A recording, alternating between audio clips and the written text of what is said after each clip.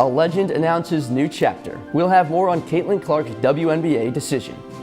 Saying goodbye, a member of Iowa's LGBTQ+ community on campus steps away. And a special cause at a University of Iowa school raises money for kids. Will the weather stop tricking us? I'll tell you more in weather. All of that and more coming up right now on DITV.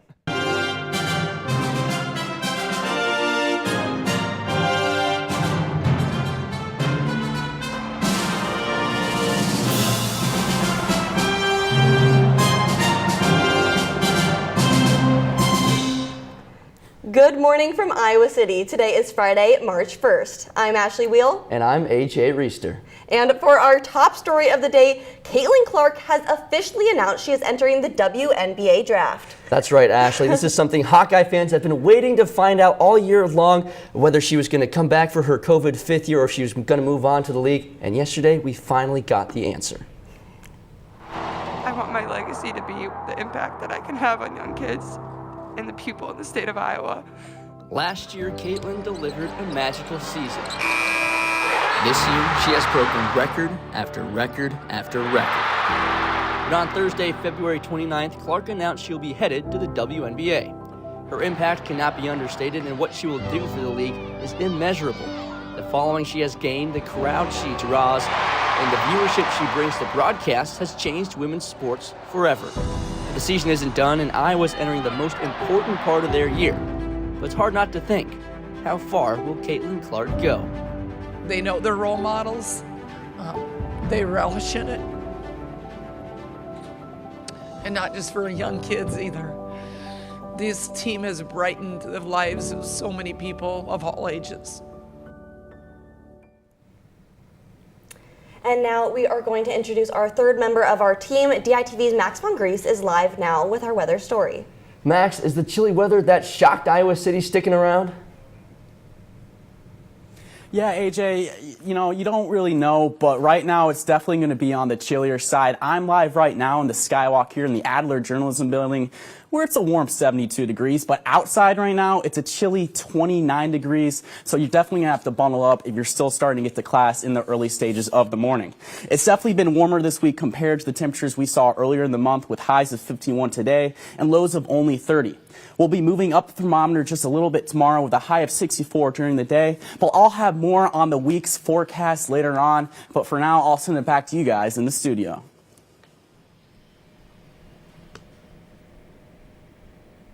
Thanks, Max. Recent legislation proposed in the state is now conflicting with campus community spaces. Emma Welch, UI's former program coordinator of the Pride Alliance Center, has been at the university for 5.5 years. Early February, she announced on the Pride House Instagram that she was leaving. Welch says that she struggled to work in the state of Iowa due to legislation and connections to her work with historically marginalized students. It was a very difficult decision to leave because I do deeply care about our students and the community at Iowa. My care and my dedication to them is part of what made leaving so hard. Welch says leaving was bittersweet, but also exciting for what's next for her. She decided to move to Minnesota to work with a greater community of students, where she feels she will be better supported. Welch's impact will continue in the students and work she did here on campus. A new president was elected for the Iowa Board of Regents. Sherry Bates is the first woman elected in nearly 40 years. Former Board of Regents President Michael Richards nominated her for the position. And speaking of new changes, Iowa will also be seeing some changes. The Tippie College of Business will be offering a new major, Administration and Entrepreneurship. The major will be through Tippie's Management and Entrepreneurial Department. The proposed standalone major will replace the entrepreneurial management track in the current management major. 3 required courses have been added to the proposed major's curricula. The electives will allow students to have an area of focus, and the major will be replacing that entrepreneurial track, management track. Moving from business to medicine, Stead Family Children's Hospital will be expanding its NICU. The 7th floor of Stead will add 28 NICU patients in the next 2 years. And new legislation for Iowa schools. Iowa lawmakers came together on Wednesday to pass new bills for Iowa's classrooms. DITV's Assistant News Director Johnny Veltman has more on how the bills could affect Iowa schools. 3 bills surrounding Iowa's classrooms were passed Wednesday night, and it could see some major changes for Iowa's youth. A bill which would allow teachers and staff in Iowa schools to possess firearms on campus for protection was approved. The bill would give school boards the power to allow its staff to carry firearms or, for increased security, have the ability to hire private security or contract with police forces. 2 other bills passed Wednesday night which would affect the curriculum taught in Iowa schools. With Iowa students struggling with social study and civic scores, the change would require social studies educators to teach specific historical events throughout each grade level. Opposition to the bill argues that this would take away from an in-depth learning of topics. Lawmakers also passed a bill which would have the Iowa Department of Education review and make suggestions about the state's curriculum and graduation requirements. These bills will now go from the House over to the Senate for further voting. Back to you, Ashley. And a popular coffee shop is closing one of its locations in Iowa City. We have DITV's Avery Aaron's live outside Day Drink Coffee with more. Thanks, Ashley. I'm standing outside Day Drink Coffee's downtown location on Dubuque Street, which will have its last day of service on March 3rd.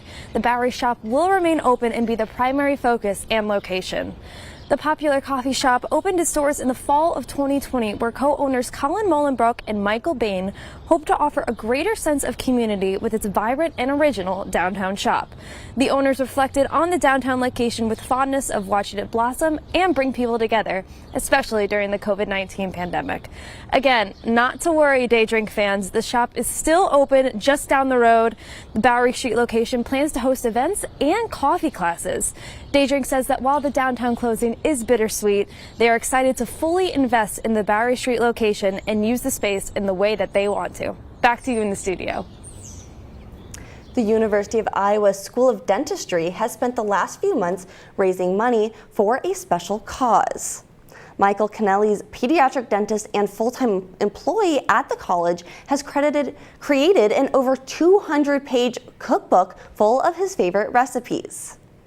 All proceeds from selling the book will go to the College of Dentistry to help pay for dental care for kids who do not have insurance. It's near and dear to my heart. We see so many kids at the College of Dentistry. The majority of them have some type of insurance or coverage, but quite a few don't. And when they don't and they have dental problems and needs and they can't afford the care, that's what this is about. Hundreds of cookbooks have already been sold, making this project a success. 100% of the proceeds will impact the kids at the College of Dentistry directly. Hmong American photographer Pahua Her visited the UI Wednesday night to talk about her work. Her teaches photography at the University of Minnesota and enjoys sharing her experiences with students. I feel really honored, and I feel really privileged to be in a teaching environment where not only am I teaching students how to think and how to look through the camera very differently, but I feel like I'm also learning. Her values the stories she can tell through photography. Her collection, titled My Grandfather Turned Into a Tiger, depicts the story of her grandfather dying in the Vietnam War and returning to her grandmother's village in Laos as a tiger. She continues to share her passion both through teaching and art, expanding her work to video to show off her Hmong culture. We're going to take a look back outside with DITV's Max von Grease for the forecast for the week ahead now. Is it looking like we're heading back to spring temperatures, Max? Maybe AJ, but the week ahead might not be the answer that you're entirely looking for. While the weekend is going to bring us back to the warmer temperatures we saw earlier in the week, the wind chill might keep us inside. A wind advisor has been put in place for Johnson County throughout the weekend. As Sunday, we'll see wind speeds of up to 25 miles per hour and wind gusts of up to 41 miles per hour. The winds will be dying down throughout the week along with the temperature, so hopefully we'll be able to get back outside and enjoy the sun, because I've been dying to play pickleball. But for now, I'll send it back to you guys in the studio.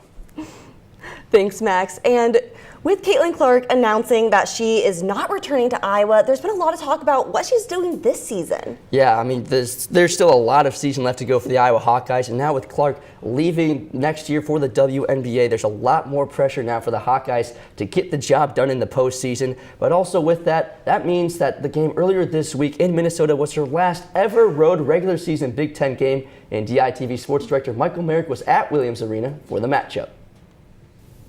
Thanks, guys, and I'm here inside the barn where the Hawkeyes took on the Golden Gophers, and despite Iowa losing their last 2 road games, this one was never a doubt. Caitlin Clark would score the Hawkeyes' first 15 points en route to her 6th career 30-point triple-double.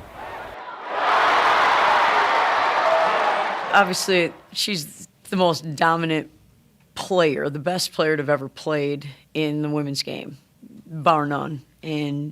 And to do what she does game after game it's almost mind-boggling, honestly.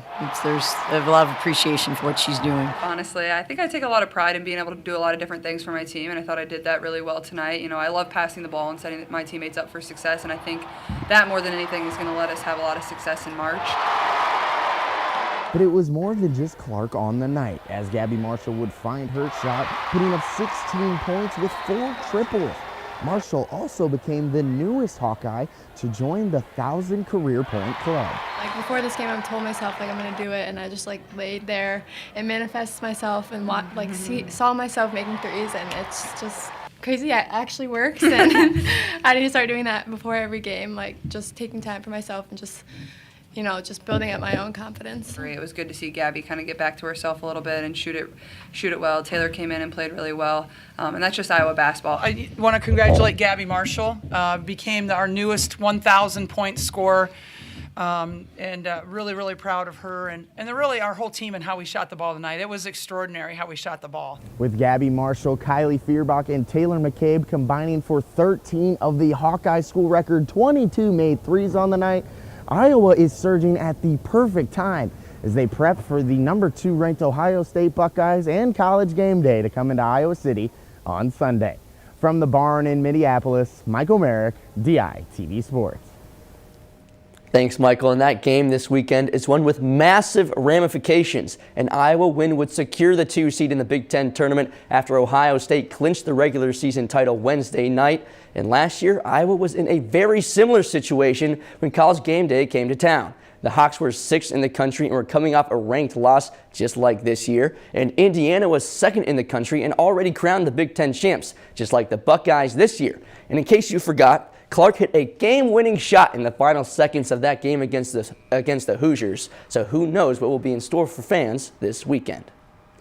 And one of the largest convenience and pizza chains in the Midwest has signed Gabby Marshall and 2 other collegiate basketball players to an NIL deal that will promote their annual giving campaign to benefit Feeding America. Casey's hopes to fund 1 million meals for those in need during the NCAA tournament. And for every 3-pointer that Gabby Marshall knocks down during March Madness, Casey's will donate 50,000 meals to Feeding America. And Clarissa Chun, the head coach of the Iowa women's wrestling team, has been named as USA Today's honoree in Iowa for Women of the Year. This award is presented annually to 12 national honorees and 1 honoree per state. And this year's honorees are labeled by USA Today as, quote, our neighbors and role models. They use their voices for others to make change happen, end quote. The 2-time Olympian led the team to a national duels title in their inaugural season and has 15 student athletes qualified for the NCWWC National Championships next weekend in Cedar Rapids, Iowa.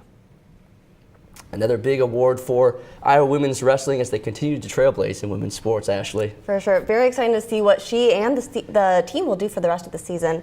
And 4 University of Iowa faculty members are recipients of the 2024 President and Provost Awards for Teaching Excellence. The recipients' names listed here on screen here soon are being recognized for their exceptional teaching and dedication to education of their students.